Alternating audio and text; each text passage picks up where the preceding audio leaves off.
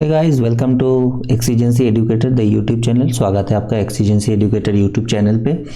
तो आज जैसा कि मैंने पिछले वीडियो में कहा था कि मैं आपके लिए लाऊंगा मेमोरी बेस्ड पूरा एसबीआई पीओ मेंस का, ठीक है। तो उसी के तहत मेरा ये दूसरा वीडियो है, ये पार्ट 2 है, जिसमें कि मैं जितने भी लॉजिकल रीजनिंग का क्वेश्चंस उसमें आए थे वो कम से कम 8 आए थे और उसमें मैंने 2-3 और जोड़ दिए, ठीक है। तो ये लॉजिकल रीजनिंग के क्वेश्चन मैं आपके लिए लाया हूँ, ठीक है। मैं इसलिए अलग अलग ला रहा हूँ क्योंकि इसमें मैं आपको थोड़ा सा कॉन्सेप्ट भी समझाते जाऊंगा ताकि आप लोगों को समझने में कोई परेशानी ना हो। लॉजिकल रीजनिंग के क्वेश्चन बहुत अहम होते हैं दोस्तों। उसमें 7-8 क्वेश्चन आते हैं एसबीआई पीओ मेंस में, जिसमें इसकी 4-5 क्वेश्चन आप अच्छे से कर सकते हैं अगर आपका रीडिंग और अंडरस्टैंडिंग बहुत अच्छा है, ठीक है। अगर आपका रीडिंग अंडरस्टैंडिंग बहुत अच्छा नहीं है तो भी आप 3 से 4 क्वेश्चन कर सकते हैं। वो इजी होते हैं और अंडरस्टैंड होते हैं, ठीक है। मतलब आप समझ जाते हैं अगर ध्यान से थोड़ा सा टाइम लेके पढ़े तो इसी के तहत मैं ये लेके आपको लॉजिकल रीजनिंग का आज क्वेश्चन सब बताऊंगा जितना भी हो सके, जिस तरीके से मैं समझा हूँ एक एज ए स्टूडेंट मैं उसी तरीके से आपको भी बताऊंगा, ठीक है, एकदम सिंपल वे में, ताकि आपको भी चीज़ें समझ आए। तो मेरा नाम है राजा, जैसे कि आप लोग जानते ही हैं, और मैं करेंटली पंजाब नेशनल बैंक में काम कर रहा हूँ। मेरा एसबीआई क्लर्क भी क्लियर हुआ है, तो मैं एसबीआई पीओ के लिए भी तैयारी कर रहा हूँ, ठीक है। तो चलिए शुरू करते हैं बिना किसी देर के आज का हमारा सेशन। और अगर आप ये चैनल पे नए हैं तो चैनल को सब्सक्राइब जरूर कर लीजिए, क्योंकि इसके बाद भी रीजनिंग के और भी क्वेश्चन आपको यहाँ पे मिलने लगेंगे और मैं ही करवाऊंगा। होप आपको अच्छा लगेगा। और मैं कोई देखिए बड़ा टीचर तो हूँ नहीं, या तो मुझे प्लीज़ किसी से कंपेयर ना करें। मैं अपने तरीके से, जिस तरीके से मैं समझा हूँ उसी तरीके से भी आपको समझाऊंगा, ठीक है। तो चलिए शुरू करते हैं आज का क्वेश्चन, आज का बिना किसी देर किए हुए। तो फर्स्ट क्वेश्चन हमारा जो है, in the following question a statement is given followed by 3 statement numbered as a 1 to 3. You have to read all 3 statements and decide which of them strengthen or weakens the statement। दोस्तों ये जो आपको ये देख रहे हैं ना, ये strengthen और weakens, ठीक है, ये क्या है? ये एक्चुअली आपको यहाँ पे बता रहा है कि यहाँ पे एक स्टेटमेंट आपका ये जो है स्टेटमेंट, ठीक है, दिया हुआ है और इसके बेस पे और 3 स्टेटमेंट दिया हुआ है, ठीक है। आपको क्या करना है, आपको ये स्टेटमेंट पढ़ के समझना है, ठीक है, यहाँ से यहाँ तक आपको समझना है। समझ के आपको बताना है कि ये जो स्टेटमेंट इन्होंने कहा है और ये जो 3 दिया हुआ है, इसमें से कौन सा स्टेटमेंट जो है इसको जो है स्ट्रेथन कर रहा है और या तो वीकन कर रहा है। मतलब या तो इसको मजबूत स्ट्रेथन मतलब मजबूत करना, तो या तो मजबूत कर रहा है या तो वीक कर रहा है, ठीक है। तो वीक कर रहा है तो आपको ये डिसाइड करना है, ठीक है। आप इसको इस तरीके से समझ सकते हैं कि जैसे मान लीजिए एक कोर्ट में, ठीक है, केस चल रहा है एक लड़के के अगेंस्ट, ठीक है, और वो कटघरे पे खड़ा है, तो उसके अगेंस्ट गवाही बुलाए जाते हैं। आप लोग देखे होंगे टीवी पे भी। तो जो कोई गवाह बोलता है कि हाँ इसको मैंने देखा है वहां पे खून करते हुए, ठीक है, तो ये पॉजिटिव इसके साथ इसके अगेंस्ट में दे रहा है, ठीक है ना। तो मतलब इसके अगेंस्ट में दे रहा है, इसका मतलब क्या, इसके खिलाफ जिन्होंने केस किया हुआ है उसका वो जो उन्होंने कहा था कि ये व्यक्ति जो है इसने ही खून किया है, तो इसके जो बात जो है उसको मजबूती प्रदान कर रहा है। ये अगर इसके खिलाफ गवाही दे रहा है, इसका मतलब क्या कि जिसने केस किया है उसके साथ ये बता रहा है कि हाँ इसने ही खून किया है। बट एक दूसरा व्यक्ति आता है और वो कहता है कि नहीं मैंने इसको वहां पे नहीं देखा है, तो इसका मतलब क्या, ये जो दूसरा व्यक्ति इसके साथ गवाही दे रहा है और जो जिसने केस किया है उसके अगेंस्ट ये बातें कर रहा है। तो इसका मतलब क्या, जिन्होंने केस किया है उसके जो बात है उसको नकार रहा है, उसको झुठला रहा है, ठीक है।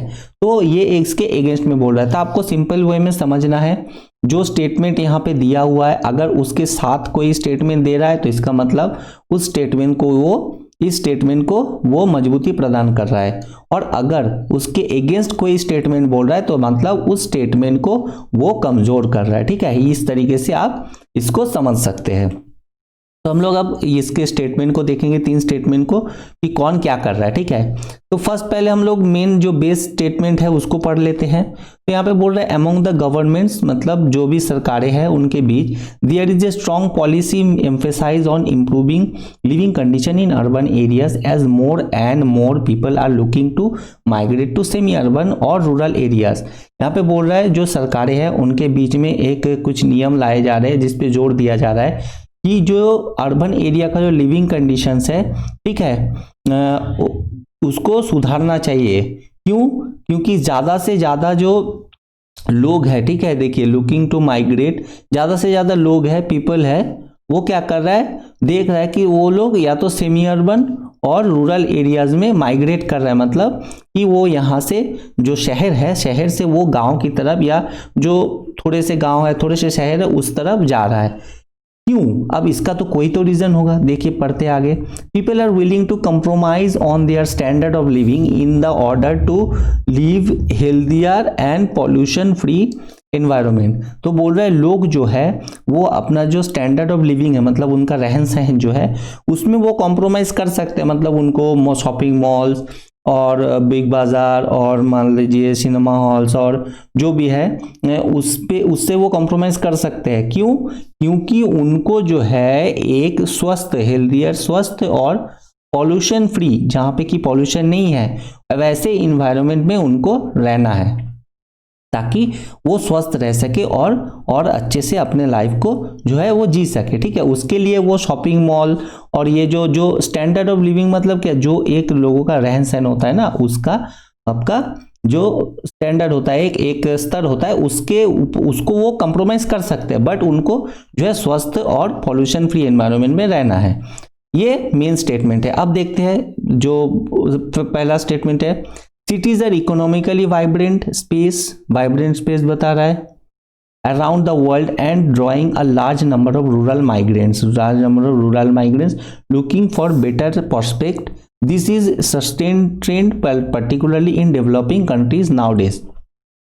तो यहाँ पे फर्स्ट स्टेटमेंट में बोल रहा है जो सिटीज होते हैं ना, जो अर्बन एरियाज होते हैं, वो वाइब्रेंट होते हैं, मतलब जगह पे सब चाक चौबंद होते हैं ज़्यादा, ठीक है, वहाँ पे काम मिलता है ज़्यादा। तो क्या है, रूरल माइग्रेंट्स जो है, जो गांव में रहते हैं, वो क्या कर रहा है, अच्छा जीवन और काम की तलाश में वो क्या कर रहा है, वो जो है शहर की तरफ जा रहा है, ठीक है, और शहर की तरफ जा रहा है। और ये जो ट्रेंड देखा जा रहा है, ठीक है, particularly developing countries now days, तो आज के डेट में जो डेवलपिंग कंट्रीज है उसमें ये ट्रेंड देखा जा रहा है कि लोग शहर से, गांव से शहर की तरफ जा रहा है। और जैसे कि मेरे फर्स्ट जो बेस स्टेटमेंट है उसमें बोला है कि लोग जो है वो शहर से गांव की तरफ जा रहा है, ठीक है। यहाँ पे देखिए looking to migrate to semi urban rural areas, ठीक है। तो हमारा ये जो है ये इसके अगेंस्ट में बोल रहा है, ठीक है। यहाँ पे बोल रहा है कि शहर से गांव की तरफ जा रहा है और इसमें बोल रहा है गांव से शहर की तरफ जा रहा है। इसका मतलब क्या कर रहा है, ये जो है इसको वीकेन कर रहा है, ठीक है, ये जो है वीक कर रहा है मेरे बेस स्टेटमेंट को।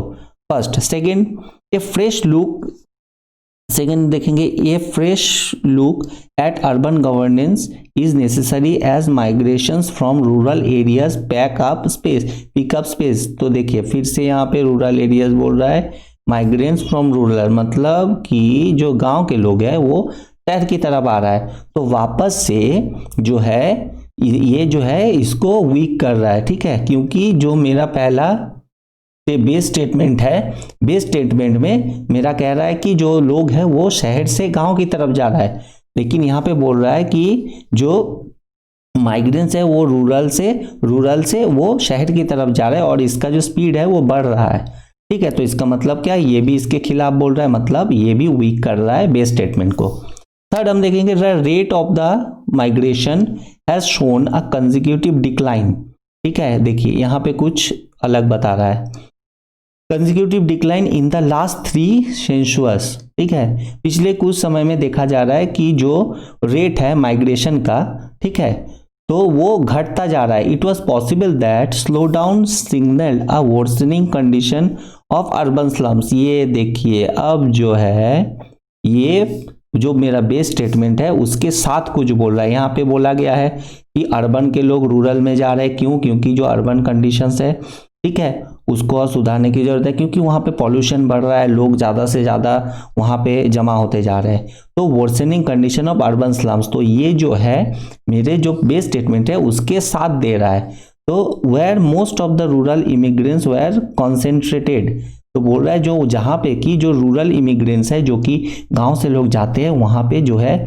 एक कम जगह में वो लोग दबे हुए रहते हैं। जैसे आप बस्ती देखते हैं मुंबई में, ठीक है, दिल्ली में, बहुत जगह में जो शहर से गांव से लोग जाते हैं वहाँ पे एकदम रहते हैं, ठीक है, एक जगह पे कंजेस्टेड जगह में। तो ये जो है मेरा जो बेस स्टेटमेंट है उसके साथ दे रहा है। तो इसका मतलब क्या, ये जो है स्ट्रेंथ प्रदान कर रहा है, ठीक है, स्ट्रेंथ प्रदान कर रहा है। तो हमारा क्या हुआ, तो पहला दूसरा जो है वो वीक कर रहा है, तीसरा जो है स्ट्रेंथ प्रदान कर रहा है। इसका मतलब क्या है, तो हमारा ये पहला one statement is only statement one स्टेटिंग बस स्टेटमेंट 2 और 3, ये तो नहीं होगा, ठीक है। हम लोग अगर इसको इसी तरीके से देखें तो मेरा जो 4th नंबर का है, देखिए यहाँ पे 1 और 2 are weekends but statement 3 is strengthen. तो मतलब मैंने जो निष्कर्ष निकाला है उस हिसाब से ये फॉलो कर रहा है। इसका मतलब मेरा आंसर हो जाएगा यहाँ पे, ठीक है, मेरा आंसर क्या हो जाएगा, सॉरी पॉइंटर ही भूल जा रहा हूँ, 4, ठीक है, 4 नंबर मेरा आंसर हो जाएगा। चलिए अगला क्वेश्चन देखते हैं। The revenue of company A has been decreasing from past 1 year while the price of the product offered by company have also decreased, ठीक है, also decreased from past 6 month। तो क्या बोल रहा है, द रेवेन्यू ऑफ कंपनी ए, मतलब company ए का जो रेवेन्यू है, उनका जो आपका लाभ है, ठीक है, वो डिक्रीजिंग, ठीक है, डिक्रीज हो रहा है फ्रॉम पास्ट 1 ईयर, मतलब एक साल से जो है उसका रेवेन्यू, कंपनी ए का रेवेन्यू जो है वो घट रहा है। While the pricing of the product, मतलब प्राइस जो है प्रोडक्ट का वो भी जो है पिछले 6 महीने से घट रहा है, ठीक है। तो ये हमारा स्टेटमेंट है। Which of the following can not be the reason of downfall of the revenue of company A. तो बोल रहा है इसमें से जो भी कारण दिए हुए हैं, ये कारण कौन सा नहीं हो सकता है जो कंपनी ए का डाउनफॉल है, उनका जो वो जो मतलब नीचे की तरफ आ रहे हैं वो कंपनी, ठीक है, तो उसका कारण नहीं हो सकता है। ये ध्यान रखिएगा, ये सब थोड़ा सा एग्जाम के प्रेशर में हम लोग भूल जाते हैं, ठीक है। यहाँ पे बोल रहा है नहीं हो सकता है, कैन नॉट दिया हुआ है, ठीक है ना, ये देखिएगा। तो पहला रीजन बताते, company B is offering same product at much lower price than company A. तो कंपनी बी जो है, ठीक है, company B offering same product, company B जो है वही प्रोडक्ट जो है वो मच लोअर प्राइस में, मतलब उससे भी जो कंपनी ए कीमत में दे रहा है उससे कम कीमत में दे रहा है। तो ये तो कारण हो सकता है, जेन्युइन कारण है, हो ही सकता है। आप लोग दुकान में भी देखते हैं, कोई दुकान में अगर एक चीज, एक पेन 5 रुपए की बिक रहा है और दूसरे दुकान में अगर पेन 3 रुपए की बिक रहा है, तो हम लोग क्या करते हैं, जो 3 रुपए जहां से मिलते हैं वहां से खरीदते हैं, तो दुकान वो उसमें भीड़ ज्यादा रहता है। तो ये एक रीजन हो सकता है कंपनी ए का डाउनफॉल का। दूसरा देखते हैं, the quality of the product of company A is not up to the desirable level.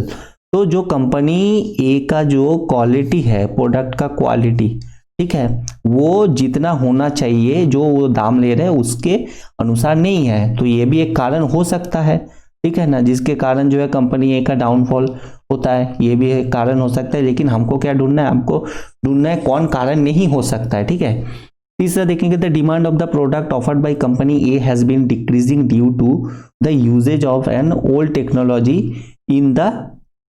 In it, ठीक है, मतलब कि जो भी टेक्नोलॉजी कंपनी ए अपने प्रोडक्ट में यूज कर रहा है वो क्या है, पुराना टेक्नोलॉजी यूज कर रहा है, जिस वजह से जो है उसका वो डाउनफॉल आ रहा है, वो मतलब नीचे आ रहा है कंपनी। तो ये भी एक जेन्युइन कारण हो सकता है, ठीक है। अगर हम लोग क्या करते हैं, हम लोग हमेशा नया टेक्नोलॉजी की ओर खरीदते हैं, चीजें खरीदते हैं, पुराने टेक्नोलॉजी को नहीं खरीदते हैं, तो ये भी एक रीजन जो है हो सकता है, ठीक है।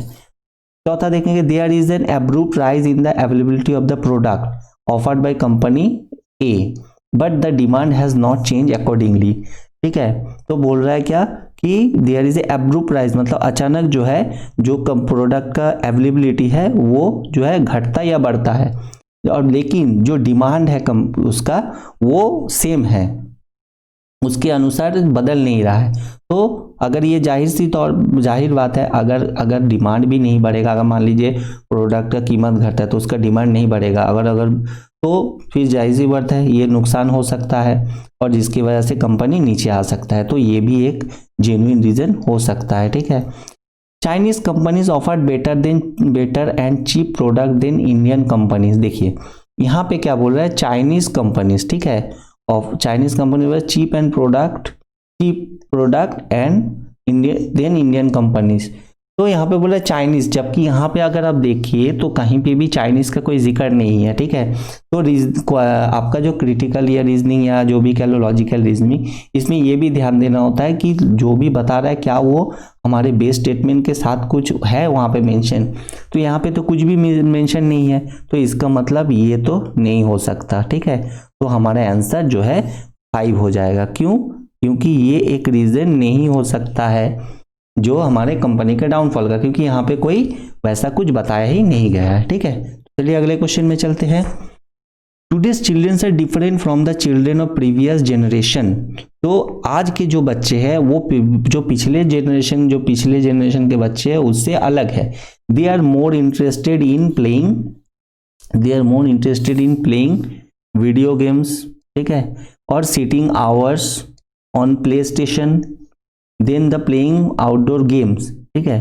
तो वो क्या करते हैं आज के जो बच्चे हैं, वो उनका जो ज़्यादा झुकाव है वो क्या है, वीडियो गेम खेलने में, ठीक है, घंटों प्ले स्टेशन के सामने बैठने में, मतलब जो प्ले स्टेशन की वीडियो गेम्स आते हैं उसमें बैठने में, लाकि बाहर जाके गेम खेलने में, ठीक है। जो कि हम लोगों में था, हम लोग ज़्यादातर बाहर जाके गेम खेलते थे, बट जो आज के बच्चे वो मोबाइल में पड़े रहते हैं, टैबलेट्स में पड़े रहते हैं, कंप्यूटर में पड़े रहते हैं।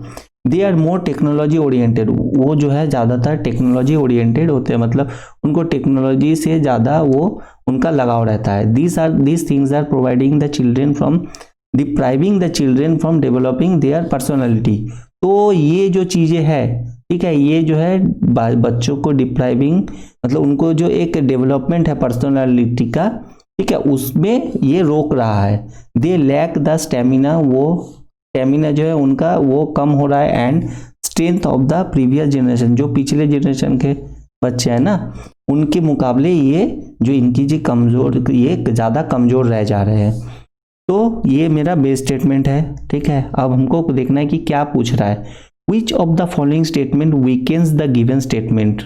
वीकेंस मतलब ये जो स्टेटमेंट मेरा बेस स्टेटमेंट दिया हुआ है इसको कमजोर कर रहा है, ठीक है। तो चलिए पहला क्वेश्चन देखते हैं।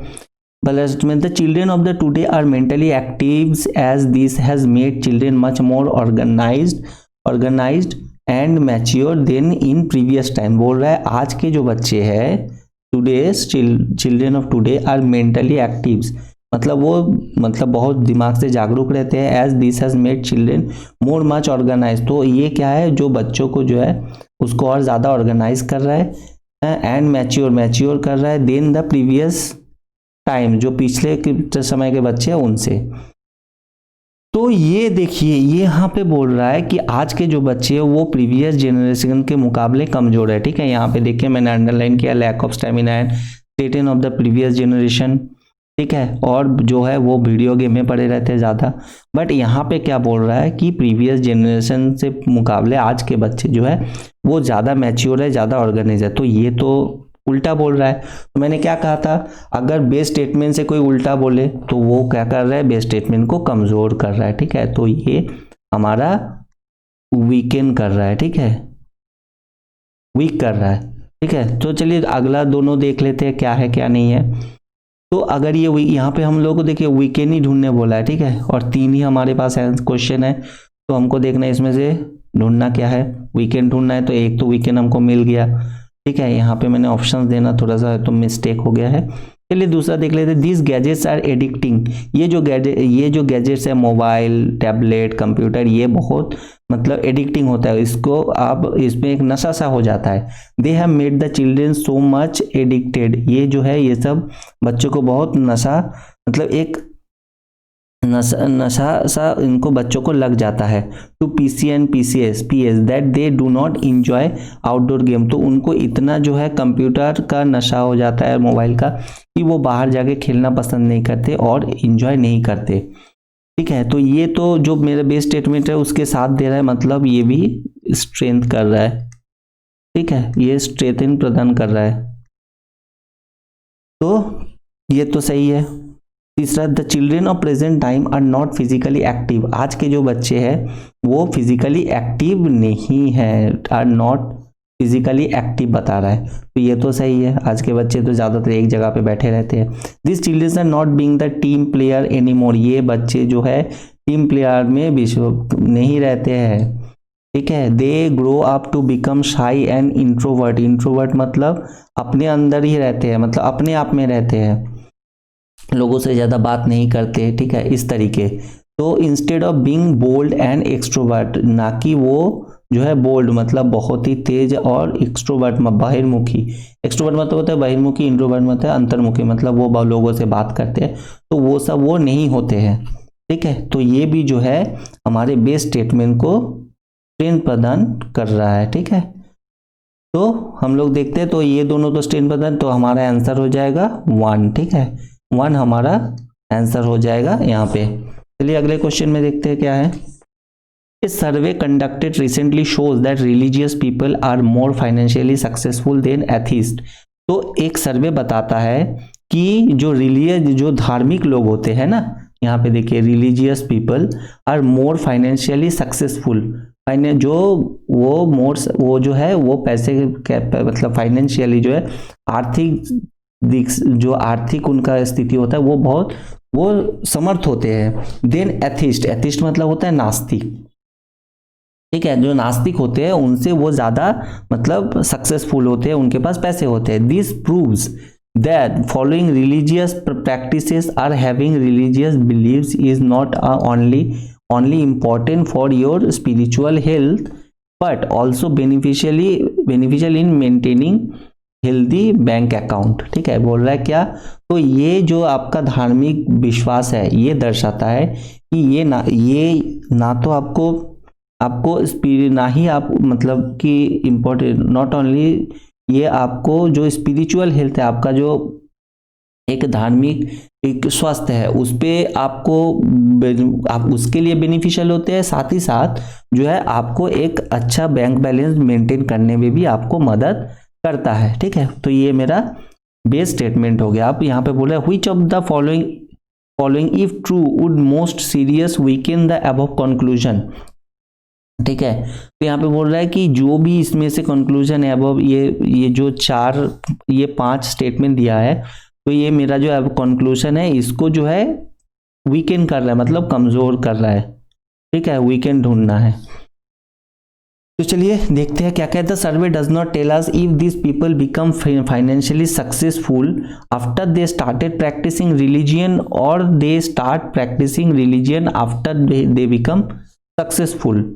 तो ये जो सर्वे बताता है, ये सर्वे ये नहीं बताता है कि लोग जो कि पहले धार्मिक थे और बाद में सक्सेसफुल हुए, ना कि वो सक्सेसफुल होने के बाद जो है धार्मिक हुए। तो ये मुझे ये जो आपका सर्वे है ये नहीं बताता है। ठीक है, क्लियर नहीं करता है। तो ये जो है आपका उल्टा बता रहा है। आपका जो बेस स्टेटमेंट है, बेस स्टेटमेंट तुम बताता है कि जो भी धार्मिक है, ठीक है, उनका पैसा से वो संपन्न होते हैं, बट यहाँ पे जो है ये जो स्टेटमेंट है ये उल्टा बता रहा है। तो मैंने कहा था कि जब भी उल्टा बताता है इसका मतलब वो बेस स्टेटमेंट को कमजोर करता है। ठीक है, वीक करता है।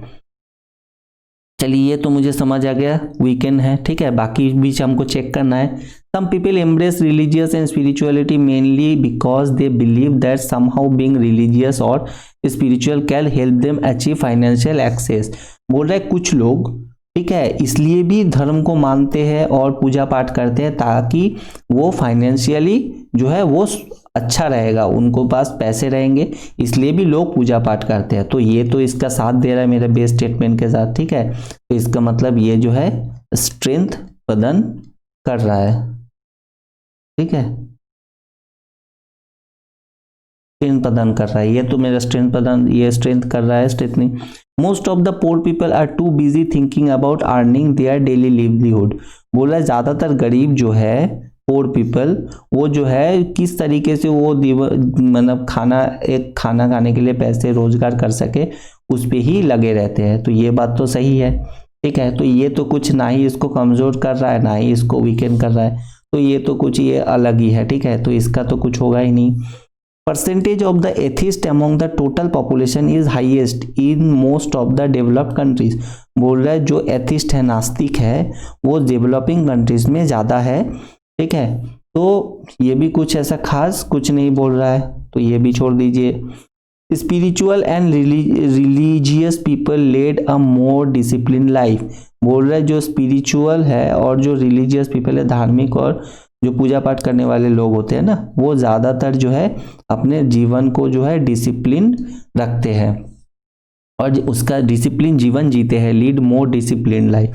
तो ये भी कुछ ना ही इसको स्ट्रेथन कर रहा है ना ही वीकेन कर रहा है, बट ये जो है आपका वीकेन सीरियसली कर रहा है, तो इसीलिए ये सबसे मेन इंपॉर्टेंट वीक। तो हमारा आंसर हो जाएगा 1, ठीक है, ये वाला हमारा आंसर हो जाएगा। चलिए नेक्स्ट क्वेश्चन देखते हैं क्या है। Study the following information which is statement is followed by 5 assumption, read carefully and answer the question.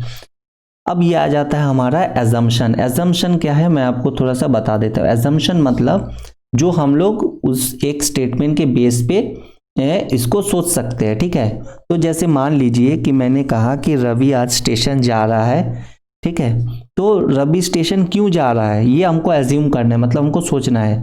तो रवि एजम्पशन, रवि घर जाने के लिए भी स्टेशन जा सकता है, रवि आपका कहीं और प्लेस में एग्जाम देने के लिए भी जा सकता है, ठीक है। तो ये हम लोग जो है इसको पढ़ के जो स्टेटमेंट रहेगा उसको पढ़ के करें, देखेंगे कि क्या हो सकता है, क्या हम लोग उसको सोच सकते हैं, ठीक है। तो चलिए स्टेटमेंट हम लोग पढ़ते हैं। The bank sector is facing tough times. जो बैंकिंग सेक्टर है, ठीक है, वो जो है अभी कठिन परिस्थिति से गुजर रहा है। But the sector is facing only short term pain. लेकिन जो ये सेक्टर बैंकिंग सेक्टर है बस कुछ समय का ही ये दर्द है, मतलब कुछ समय से का ही ये कष्ट है। As the rise in non performing assets is proving a key challenge for the industry at large. जो नॉन परफॉर्मिंग एसेट्स बोल रहा है ना, एनपीए, ये जो है जो बैंकिंग सेक्टर है इनके लिए एक बड़ा जो है चैलेंज, एक प्रतिद्वंदी बन रहा है।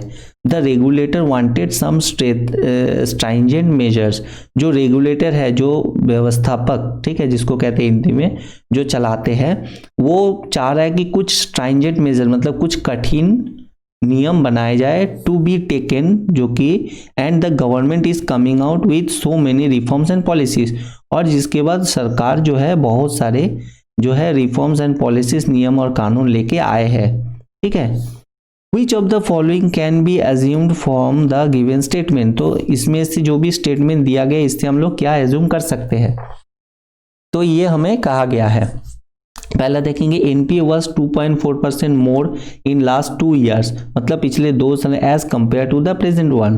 तो आज के डेट के मुकाबले जो पिछले 2 सालों से जो एनपीए है, ठीक है, वो 2.4% ज़्यादा बढ़ा है, ठीक है। तो ये क्या एज्यूम हम कर सकते हैं?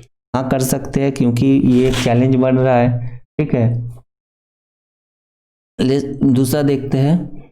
The step taken by the government are not enough to revamp the banking sector, ठीक है। जो स्टेप, जो भी आपके जो भी कदम उठाए जा रहे हैं, ठीक है, गवर्नमेंट ने गवर्नमेंट जो भी स्टेप्स ले रहे हैं, जो भी आपका आगे बढ़ने के लिए ले रहे हैं स्टेप्स, वो जो है कम पड़ रहा है, नॉट इनफ। वो उतना जितना चाहिए उतना इनफ नहीं, उतना कम पड़ रहा है to revamp the banking sector, ताकि बैंकिंग सेक्टर को और बढ़िया कर सके।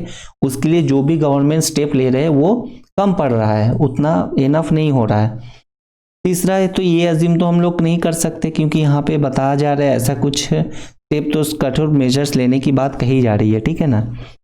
तो तीसरा आएगा manufacturing sector is performing for better than the banking sector for last 5 years। अब देखिए मैन्युफैक्चरिंग सेक्टर यहाँ पे बोल रहा है is performing better than the banking sector, but यहाँ पे मैन्युफैक्चरिंग का कोई भी नाम नहीं लिया गया है, ठीक है। तो हम लोग इसको तो एज्यूम कर ही नहीं सकते, क्योंकि जो यहाँ पे बताया ही नहीं गया है तो हम उसको एज्यूम नहीं कर सकते। आपको एज्यूम वही चीज करना है जो यहाँ पे थोड़ा भी हिंट दिया हो, बट ये तो मैन्युफैक्चर कुछ बोला ही नहीं है, तो ये हो ही नहीं सकता, ठीक है। उसके बाद after the implementation of suitable expedient the things are likely to be change for banking sector. बोल रहा है जो भी जरूरी कदम है, ठीक है, जो भी जरूरी कदम और नियम कानून है उसके इम्प्लीमेंटेशन के बाद हो सकता है कि बैंकिंग सेक्टर चेंज हो, ठीक है। तो ये एक हो भी सकता है, नहीं भी हो सकता है, हम लोग इसके डाउट में है। The increase in NPA is the only factor responsible for the difficult time of banking industry. अब ये वाला देखिए, यहाँ पे पूरा हिंट है, ठीक है, पूरा इस लाइन में हिंट है। क्यों? क्योंकि यहाँ पे एनपीए का बोला गया है कि एनपीए जो है, यहाँ पे देखिए, यहाँ पे बोला गया है ना, नॉन परफॉर्मिंग एसेट जो है ये line, NPA is proving a key challenge, ठीक है, for the industry at large. तो एनपीए जो है वो बहुत बड़ा एक मतलब आपका चैलेंज बन रहा है, एक प्रतिद्वंदी बन रहा है जो बैंकिंग सेक्टर के लिए। और यहाँ पे भी सेम चीज बोला गया, only factor responsible for the difficulties time of banking sector. तो ये मेरा आंसर हो जाएगा, ठीक है, 5 जो है ये मेरा आंसर होगा। क्यों होगा? आप समझ गए कि क्या चीजें एज्यूम करना है। जो इसमें मुझे हिंट दिया गया हो, इसके बाहर जो भी है उसको हम एज्यूम नहीं कर सकते हैं। और यहाँ पे देखिए 2.4% मोर, यहाँ पे तो परसेंटेज का कोई जिक्र ही नहीं है, तो इसको भी हम नहीं कर सकते हैं, ठीक है। चलिए अगले क्वेश्चन देखते हैं क्या है। In the following question, a statement is given followed by some more statement. You have to read all the statement and decide which of them weakens the statement. ये भी आपका weakens वाला है। The Niti Aayog released the result of the study warning that India is facing its worst water crisis in history and that the demand of potable water will be outstrip supply by 2030 if steps are not taken. बोल रहे नीति आयोग एक release किया है, एक result, एक study किया था जिसके तहत ये दिखाया गया है कि जो वाटर क्राइसिस है हमारे इंडिया में वो और बढ़ रहा है, वो और खराब होता जा रहा है, ठीक है। और अगर इसके खिलाफ कुछ भी कदम नहीं उठाए गए तो आगे 2030 तक जो है हमें भारी कमी देखनी पड़ेगी पानी का, ठीक है, पीने के पानी का जो भी हम लोग जमीन से उठाते हैं उसमें कमी देखनी पड़ेगी अगर अभी से कोई कुछ नहीं किया गया तो, ठीक है। तो ये हमारा बेस स्टेटमेंट है। अब देखना है कि हमको क्या इसमें कौन सा स्टेटमेंट है जो इस स्टेटमेंट को वीक कर रहा है, मतलब इसके अगेंस्ट बोल रहा है। Currently 600 million Indians facing a extreme water shortage and about 2 lakh people die every year due to inadequate access to portable water, ठीक है। तो ये तो मेरा इसके साथ ही बता रहा है, क्योंकि यहाँ पे बता रहा है कि क्राइसिस चल रहा है और 2030 तक अगर कुछ वही स्टेप नहीं लिया गया तो और भी भारी कमी और भी खराब स्थिति हो सकती है। तो ये तो इसके साथ बोल रहा है, तो ये तो स्ट्रेंथ प्रदान कर रहा है, ठीक है, तो ये स्ट्रेंथ प्रदान कर रहा है, तो ये तो इसके साथ गया। हमको ढूंढना क्या है? वीकेंड्स, ठीक है, जो कमजोर कर रहा है। People may face water scarcity and the country will suffer a loss of up to 6% of the GDP. तो बोल रहा है क्या? जो people may face water scarcity मतलब जो लोग हैं उनको जो है पानी की कमी को भुगतना पड़ेगा, और कंट्री विल, और जो हमारा देश है, ठीक है, उसको भी भुगतना पड़ेगा लॉस का 6%, जीडीपी का 6% जो है उनको लॉस भुगतना पड़ेगा। तो ये भी सही बात है, ये भी हमारा जो है स्ट्रेंथ दे रहा है हमारे बात को, हमारे जो बेस स्टेटमेंट है उसको। The country's nearly 7% of water is contaminated which puts India at the 120 position among 122 countries in the water quality index. तो वाटर क्वालिटी इंडेक्स आया है जिसमें कि इंडिया का पोजीशन 120 रहा है 122 कंट्रीज में, मतलब 122 कंट्रीज में ये देखा गया है कि, और इंडिया का पोजीशन 120 रहा है, तो मतलब बहुत ही खराब स्थिति में है। तो ये भी जो है हमारे बेस स्टेटमेंट को स्ट्रेंथ दे रहा है, ठीक है, स्ट्रेंथ दे रहा है।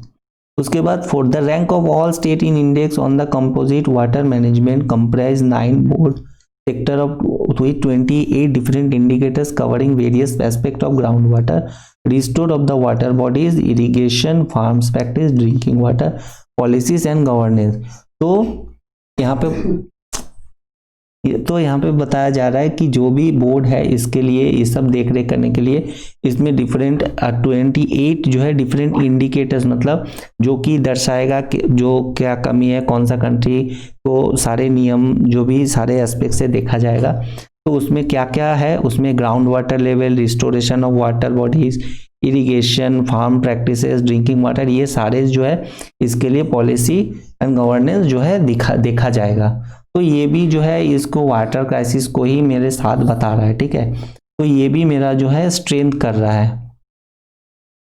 तो लास्ट आखिरी the condition of the availability of water currently in India is better than the water crisis which is India head faced in 1966। तो यहाँ पे बताया जा रहा है 1960 में जो वाटर का स्थिति था हमारे इंडिया में, उसके मुकाबले अभी का जो स्थिति है वो बहुत ज़्यादा बेटर है, ठीक है। तो ऐसा तो नहीं है, यहाँ पे हम लोग बोल रहे हैं आगे, मतलब पिछले के मुकाबले अभी जो है और ख़राब हो रहा है। देखिए worst water crisis in history, मतलब पिछले के मुकाबले और अभी ख़राब हो रहा है। यहाँ पे बोल रहा है कि पिछले के मुकाबले अभी ज़्यादा बेहतर, तो ये तो हमारा वीकेंड है, ठीक है, ये वीक कर रहा है। तो ये हमारा आंसर हो जाएगा नंबर 5, ठीक है।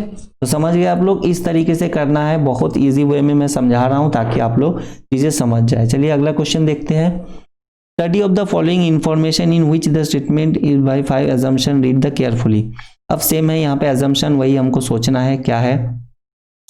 If we slightly increase the price of our product, ठीक है, then we can improve the quality of our product to increase the number of customer from our only revival company V, a statement by owner of the company U।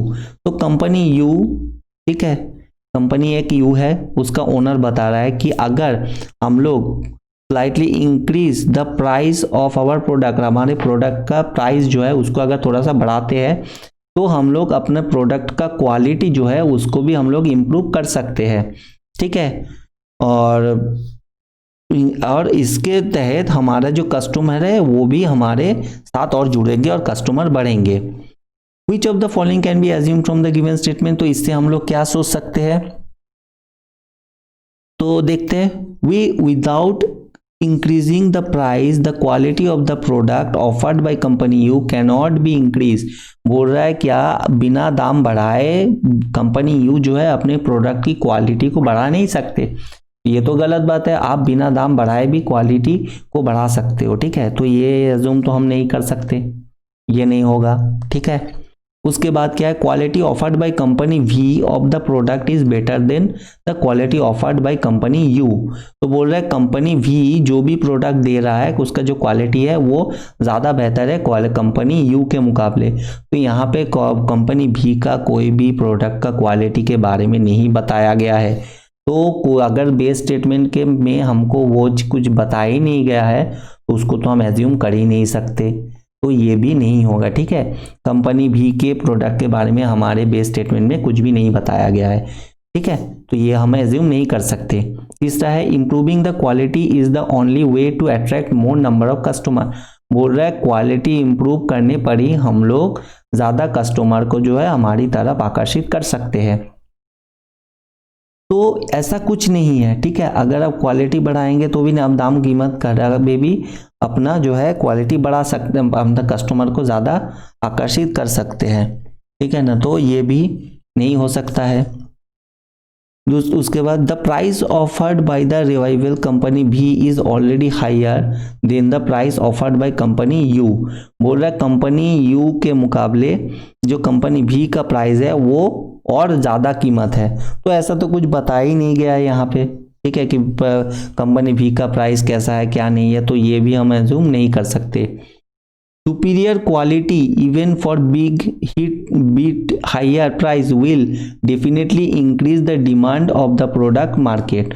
बोल रहा है कि अगर quality अच्छा हो उसके साथ थोड़ा कीमत ज़्यादा भी रहे तो भी लोग उसको खरीदते हैं, क्योंकि लोग क्वालिटी देखते हैं। उसके लिए अगर लोगों को 2 पैसे ज़्यादा देने पड़े तो वो दे सकते हैं। तो ये तो मेरा एकदम सही बैठ रहा है क्योंकि यहाँ पे बताया गया है सेम चीज, ठीक है ना। तो ये मेरा एजम्पशन हो गया, ठीक है, समझ रहे हैं ना। तो इस तरीके से करना है एजम्पशन को कि जो चीजें यहाँ पे बताई नहीं गया उसको तो एज्यूम करना ही नहीं है, ठीक है। और बाकी जो कुछ भी यहाँ पे जो उसके एज्यूम करना है वो आपके बेस स्टेटमेंट में कुछ होना चाहिए हिंट, तो उसको आपको पढ़ के समझना है, ठीक है। चलिए अगला क्वेश्चन देखते हैं। Study the following information, which statement followed by some statement, read the carefully, answer the question below.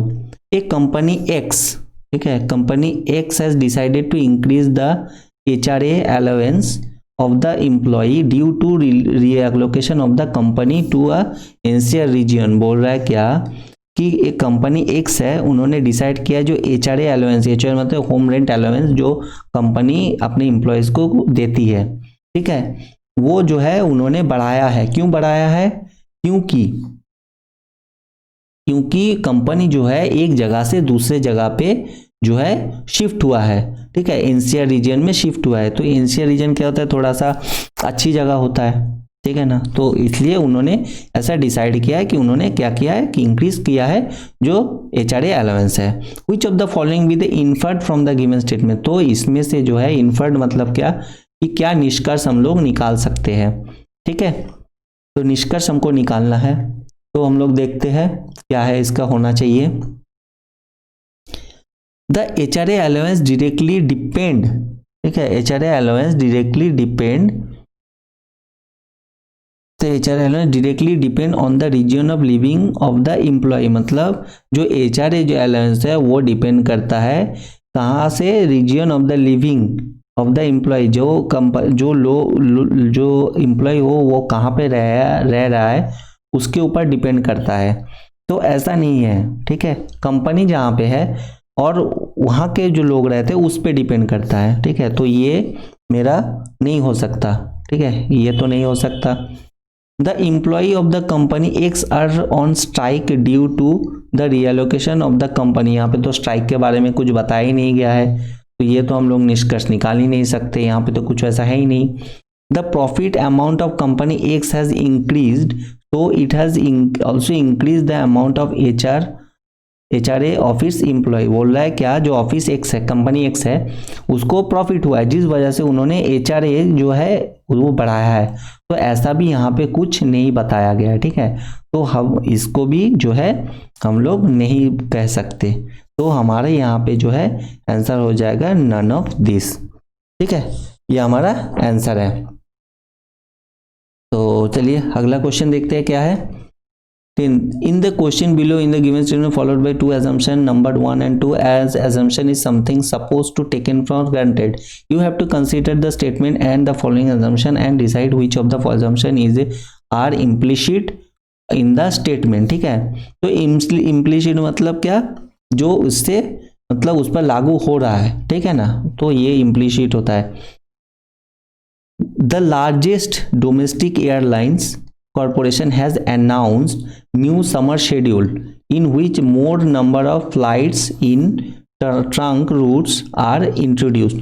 बोल रहा है जो लार्जेस्ट डोमेस्टिक एयरलाइन कॉरपोरेशन है उन्होंने घोषणा किया है कि जो गर्मी है उसमें और जो है रूट्स बढ़ाए जाएंगे, ठीक है, और उसमें ताकि और जो ज़्यादा नंबर ऑफ फ्लाइट्स जो है वो और ज़्यादा जा सके। तो एजम्पशन देखते हैं, मोर नंबर ऑफ पैसेंजर्स में travel this by this airline corporation during summer month in the trunk route। बोल रहा है क्या ये ट्रंक रूट में जो पैसेंजर्स है वो और ज़्यादा ट्रैवल कर सकेंगे, ठीक है। तो ये बात तो सही है, अगर रूट बढ़ेंगे, अगर प्लेन्स बढ़ेंगे तो पैसेंजर्स भी जाएंगे, ठीक है। तो ये तो एजम्पशन मेरा हो सकता है। चलिए दूसरा देख लेते हैं। अदर एयरलाइंस कंपनीज में also increase the number of flights in all the sector. बोल रहा है जो अदर एयरलाइन कंपनीज है वो भी अपना जो फ्लाइट्स है वो बढ़ा सकते हैं और दूसरे क्षेत्र में भी बढ़ा सकते हैं। तो ऐसा कुछ तो यहाँ पे बोला ही नहीं है, यहाँ पे तो कॉरपोरेशन ने घोषणा किया है कि जो नंबर ऑफ फ्लाइट्स है और रूट जो है उसको बढ़ाए जाएंगे ताकि और ज़्यादा फ्लाइट उसमें जा सके। तो इसमें तो दूसरा कंपनी के बारे में बोला ही नहीं है, तो ये होगा ही नहीं। तो मेरा फर्स्ट जो है आंसर हो जाएगा, ठीक है। तो मेरा 9 का 1 ओनली एजम्पशन 1 इज इम्प्लिसिट हो जाएगा, ठीक है। तो ये हो गया 10। चलिए अगला क्वेश्चन देखते हैं, और एक और 2 क्वेश्चन है, इसको देख लीजिए, आपको समझ में आ जाएगा और अच्छे से, ठीक है। स्टेटमेंट देख लेते हैं। The chairman of the company decided to hold grand function to celebrate silver jubilee during the next weekend and invite a large number of guest. बोल रहा है कंपनी का चेयरमैन है जिन्होंने डिसाइड किया एक बड़ा सा फंक्शन रखा जाएगा और जो कंपनी का सिल्वर जुबली है उसको सेलिब्रेट किया जाएगा, और जो है बहुत बड़े पैमाने पे लोगों को, गेस्ट को इनवाइट किया गया है, ठीक है। अजम्पशन देख लेते हैं। The company officials may be able to make all the necessaries preparation for silver jubilee celebration, ठीक है। बोल रहे द कंपनी का जो ऑफिशियल्स है वो जो फंक्शन के लिए जो भी जरूरी कदम है वो अच्छे से उठाने में समर्थ है, ठीक है ना। तो हाँ, समर्थ है तभी ना आपका इतना बड़ा डिसीजन जो है चेयरमैन की तरफ से लिया गया। अगर समर्थ नहीं होते तो चेयरमैन डिसीजन ले लेते। तो ये तो बात सही है, ठीक है। अजम्पशन ये तो हो सकता है, जरूर हो सकता है। तो दूसरा देख लेते हैं। Majority of the guest invited by the chairman may attend function. बोल रहे हैं ज्यादातर जो गेस्ट है जिनको जो है चेयरमैन के द्वारा जो है इनवाइट किया गया है वो सारे फंक्शन में आएंगे। ये भी बात सही हो सकते हैं, क्योंकि अगर हमारे कोई भी कंपनी, जैसे हम लोग कहीं पे काम करते हैं, अगर बॉस हमको पर्सनली इनवाइट करते हैं कि आपको पार्टी में आना है तो हम लोग तो जरूर जाते हैं क्योंकि बॉस ने इनवाइट किया है ना। तो इसलिए ये भी इम्प्लिसिट हो सकता है। तो हमारा जो आंसर हो जाएगा 5 भी, both assumption 1 and 2 are implicit, ठीक है। थोड़ा सा ज़्यादा टाइम ले लिया है क्योंकि समझाना था, इसीलिए आपको बता रहा हूँ मैं। और भी मिसलेनियस के क्वेश्चन इस तरीके के जो लॉजिकल रीजनिंग है मैं लाता रहूँगा, ठीक है। चलिए लास्ट आखिरी क्वेश्चन है उसको देख लेते हैं। The largest computer manufacturing company slashed the price of the most of the desktop models by about 15% with the immediate effect, ठीक है। इमीडिएट इफेक्ट मतलब अभी के अभी जो है एक सबसे बहुत बड़ा मैन्युफैक्चरिंग कंपनी है कंप्यूटर का, जिन्होंने अपने जो डेस्कटॉप है उसके जो कीमत है उसमें 15% घटा दिया है, ठीक है। तो एजम्पशन क्या है देख लेते हैं। The company may incur heavy loss due to reduction of the price of the desktop. मैंने क्या कहा था कि जो चीज़ों के बारे में बेस स्टेटमेंट में बताया नहीं गया है उसको हम एज्यूम नहीं कर सकते।